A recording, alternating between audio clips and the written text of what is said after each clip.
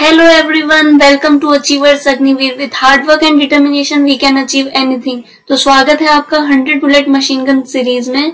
तो जी हाँ, इसमें हम आपके साथ करने वाले हैं 100 MCQ क्वेश्चन। तो इस वीडियो में हम आपके लिए लेके आए हैं इसका पार्ट 4, जिसमें हम आपके साथ करेंगे मैथ्स के 10 MCQ क्वेश्चन।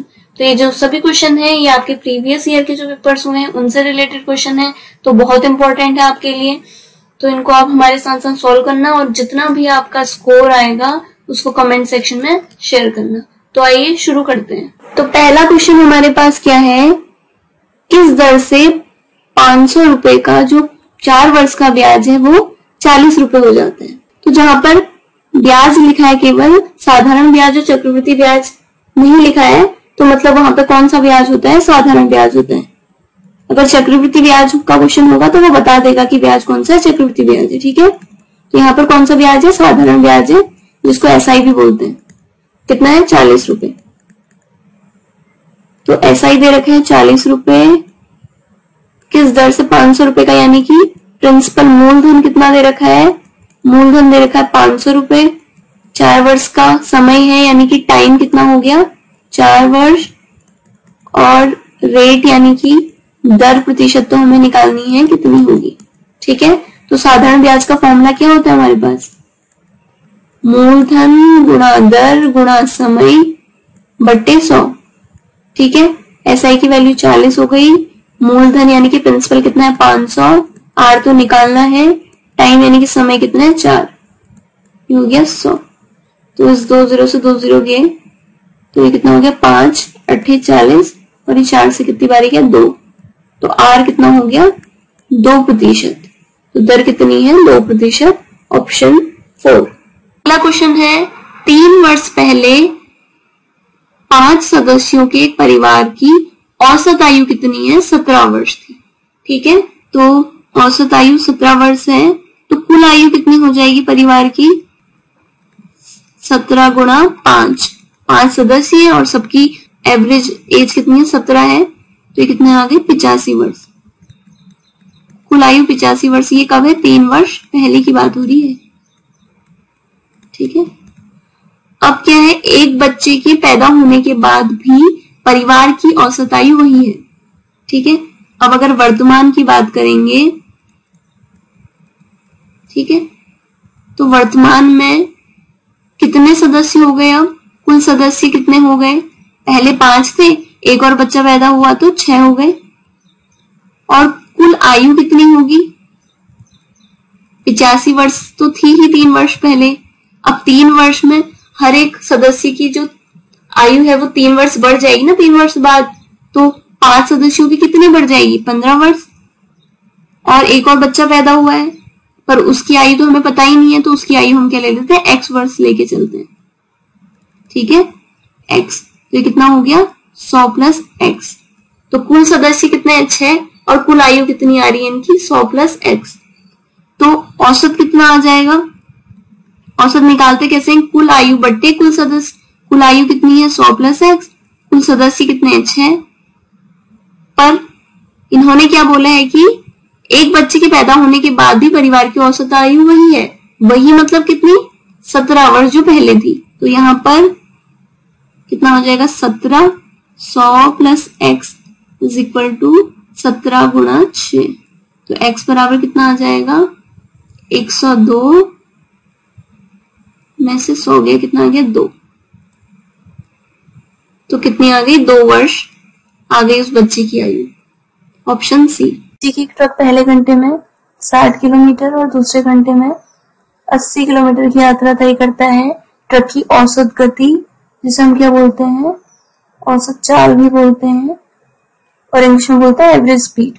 ठीक है, तो हमें क्या निकालनी है, एवरेज स्पीड निकालनी है ट्रक की, जो पहले घंटे में 60 किलोमीटर और दूसरे घंटे में 80 किलोमीटर की यात्रा तय कर रहे हैं। तो हमारे पास औसत चाल निकालने का फॉर्मूला होता है, कैसे निकालते हैं, औसत चाल इज इक्वल टू क्या होता है, कुल दूरी बटे कुल समय। ठीक है, तो ट्रक देखो पहले घंटे में कितना गया है 60 किलोमीटर और दूसरे घंटे में कितना गया 80 किलोमीटर। तो दूरी कितनी तय की उसने, पहले 60 करी फिर 80 करी। और समय पहले 1 घंटा लगा, फिर दूसरी बार में भी कितना लगा, 1 ही घंटा लगा। तो टोटल टाइम कितना हो जाएगा, 2 घंटे हो गए। तो ये कितना हो गया, 140/2 किलोमीटर पर घंटा, यानी कि 70 किलोमीटर पर घंटा। तो कितनी आ गई इसकी चाल, एवरेज स्पीड कितनी आ गई, 70 किलोमीटर पर घंटा, ऑप्शन सी। अगला क्वेश्चन है क्वेश्चन नंबर 4। किसी कार्य को 22 दिन में समाप्त किया जा सकता था, किंतु 3 मजदूरों की अनुपस्थिति के कारण यह कार्य 24 दिन में पूरा किया जा सका। आरंभ में मजदूरों की संख्या कितनी थी।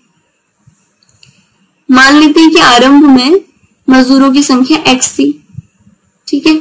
तो जब मजदूर x थे और काम कितने दिनों में पूरा हो रहा था, 22 दिनों में पूरा हो रहा था, ठीक है। x मजदूर 22 दिन काम कर रहे थे, तो कुल कार्य कितना कर रहे थे वो, कुल कार्य था कितना था, 22 गुणा x, ठीक है।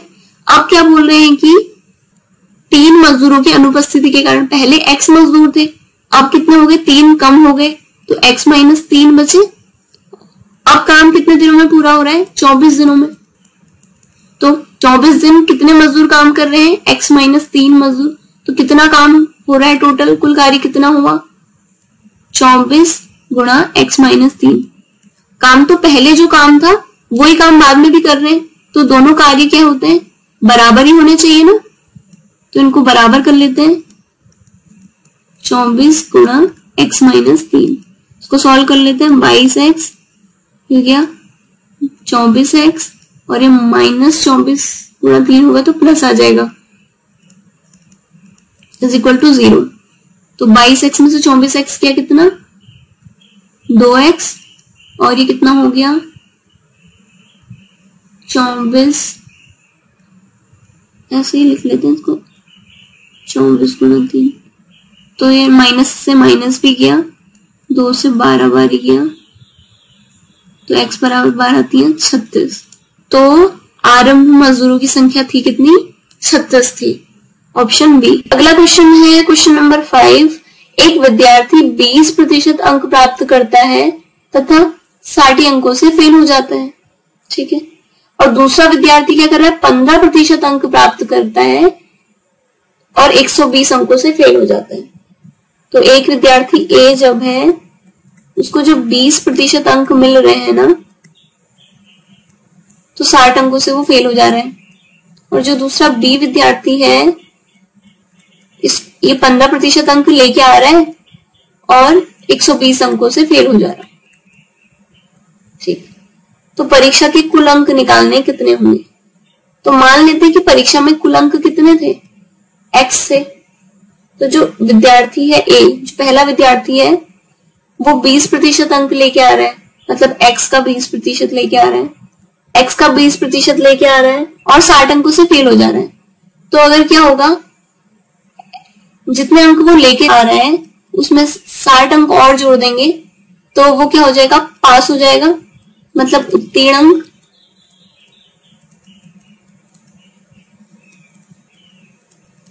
ठीक है।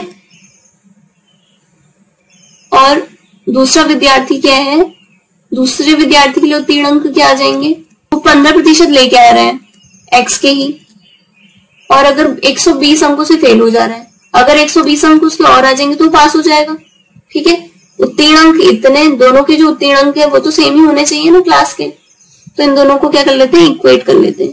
तो ये कितना आ गया, इसको सीधे ऐसे ही लिख लेते हैं, x/5 plus 60 is equal to 15x/100 plus 120। तो ये 5 3 15, 5 से 20 बार गया। ठीक है। x वालों को एक साइड ले आते हैं, x/5 माइनस 3x/20 और ये 120 माइनस 60। ठीक है। तो ये कितना हो जाएगा, 20 आ गया, 5 चौको 20, 4x माइनस 3x, और ये कितना 60, कितना आ गया x/20 बराबर 60। तो x बराबर कितना हो गया, 6 दूनी 12 और 2 0 1200। तो परीक्षा के कुल अंक है कितने, 1200 है। क्या है, 60 किलोमीटर प्रति घंटा की गति से चलने वाली एक ट्रेन 9 सेकंड में एक खंबे को पार कर जाती है। ट्रेन की लंबाई निकालनी है। ठीक है, तो स्पीड दे रखी है कितनी, स्पीड यानी कि उसकी चाल दे रखी है 60 किलोमीटर पर आवर और टाइम दे रखा है यानी कि समय 9 सेकंड का। और निकालनी क्या, लेंथ ऑफ द ट्रेन निकालनी है। तो जब कोई ट्रेन किसी पेड़ को, किसी खंबे को या किसी इंसान को क्या करती है, पार करके जाती है, तो वो जितने उसकी लंबाई होती है उतनी ही दूरी तय करती है। ठीक है, तो अगर इस वाले क्वेश्चन में अगर हम ट्रेन ने कितनी दूरी तय करी है वो निकाल दें तो हमें पता चल जाएगी ट्रेन की लंबाई कितनी है। ठीक है, तो दूरी निकालनी है हमें। तो सबको पता है चाल बराबर क्या होता है, दूरी बटे समय होता है। तो यहाँ पर दूरी बराबर कितना हो जाएगा, चाल गुणा समय हो जाएगा। चाल कितनी है, 60 किलोमीटर पर घंटा और समय कितना है, 9 सेकंड का। देखो अब यहाँ पर क्या है, किलोमीटर पर घंटा और यहाँ पर सेकंड है और आंसर हमारा किसमें, मीटर में है। तो हमें इस किलोमीटर पर घंटा को किसमें चेंज करना पड़ेगा, मीटर पर सेकंड में चेंज करना पड़ेगा, क्योंकि जब भी हम कैलकुलेशन करते हैं तो यूनिट क्या होनी चाहिए, सेम होनी चाहिए। अब कैसे करते हैं किलोमीटर पर घंटा को चेंज, 5/18 से क्या करते हैं, मल्टीप्लीकेशन कर देते हैं। ठीक है, तो 60 और ये आ गया 5/18 से गुणा किया तो ये क्या हो जाएगा, मीटर पर सेकंड और यहाँ पर 9 सेकंड, सेकंड से सेकंड गया। अब इसको सॉल्व कर लेते हैं। 9 से 18 गया 2 बारी, 2 से 30 बार गया, 3 बचे 15 यानी कि 150 मीटर सॉरी, हाँ तो 150 मीटर हमारा क्या आ गया, ट्रेन की लंबाई आ गई। तो अगला क्वेश्चन क्या है, वह छोटी से छोटी संख्या जो 12, 15, 20 और 24 से भाग देने पर प्रत्येक दशा में 4 शेष छोड़ती है। तो छोटी से छोटी संख्या मतलब हमें इनका सबसे पहले क्या निकालना है, लॉस ऑफ यानी कि लीस्ट कॉमन मल्टीपल निकालना है। ठीक है, तो 12, 15, 20 और 24 का हमें क्या निकालना है, लॉस ऑफ निकालना है। 2 छके 12, 10 बार गया, 12 बार गया, अरे 2 से कितनी बार, 3 बार गया, 15 से 2 15 10, 2 छके 12। ठीक है, फिर 2 से जाएगा,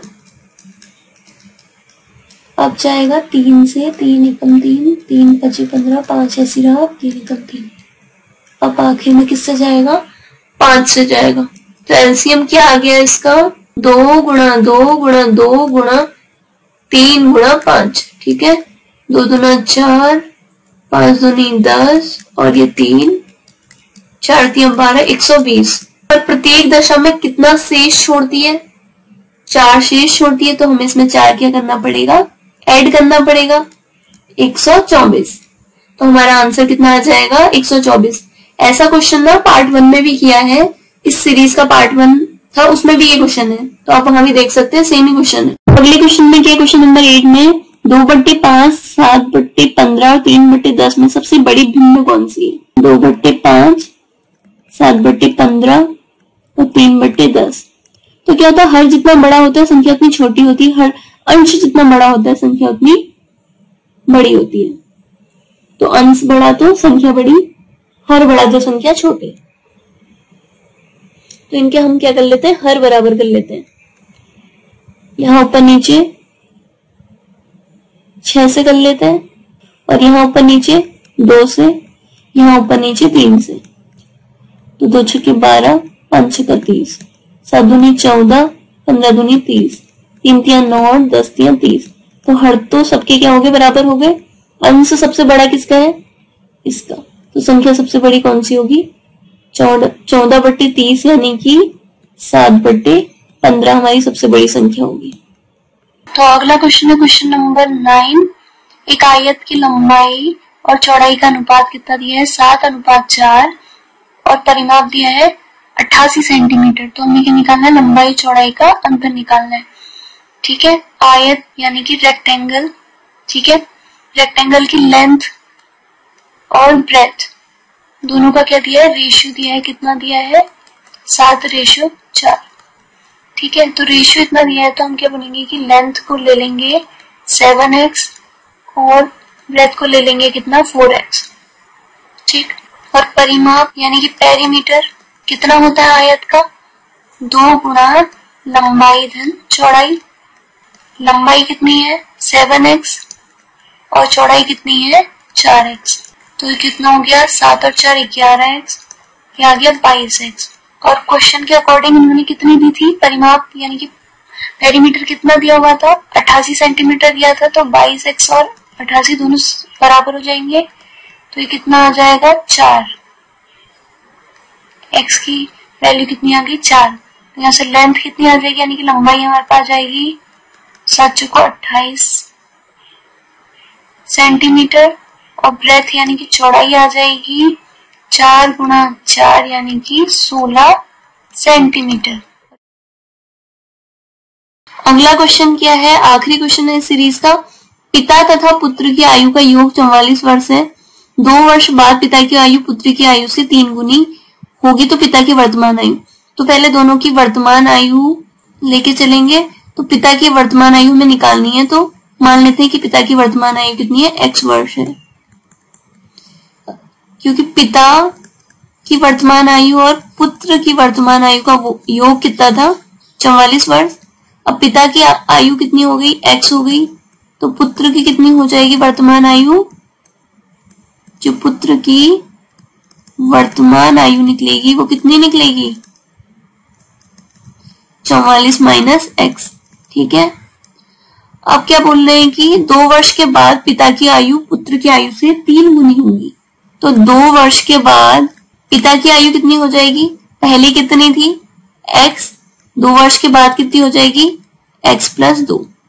और पुत्र की पहले कितनी थी? 44 माइनस x। 2 वर्ष के बाद कितनी हो जाएगी? 44 माइनस x प्लस 2, यानी कि 46 माइनस x। अब बोल कह रहे हैं कि पिता की आयु क्या हो जाएगी? 2 वर्ष के बाद 3 गुनी हो जाएगी पुत्र की आयु से। और 3 वर्ष के बाद पिता की आयु कितनी थी? x प्लस 2, और पुत्र की आयु, इसको बस सॉल्व कर लो। 3 से 18, 3 से 12, 1 13 और ये 3x, तो कितना हो जाएगा? ये जाएगा इधर x plus 4x, sorry 3x हो जाएगा, और ये हो जाएगा 138 माइनस 2। तो 3x और x कितना हो जाएगा? 4x, और ये कितना हो जाएगा? 138 में से क्या 136, 4 से कितना दिया? 12 और 4 चको 16, 34। तो पिता की वर्तमान आयु कितनी आ रही है? 34 वर्ष आ रही है। Option B. इस सीरीज में इतने ही क्वेश्चन थे हमारे पास। नेक्स्ट सीरीज में हम 10 क्वेश्चन के साथ फिर आएंगे पार्ट 4 लेके। तो स्टे ट्यून्ड गाइस।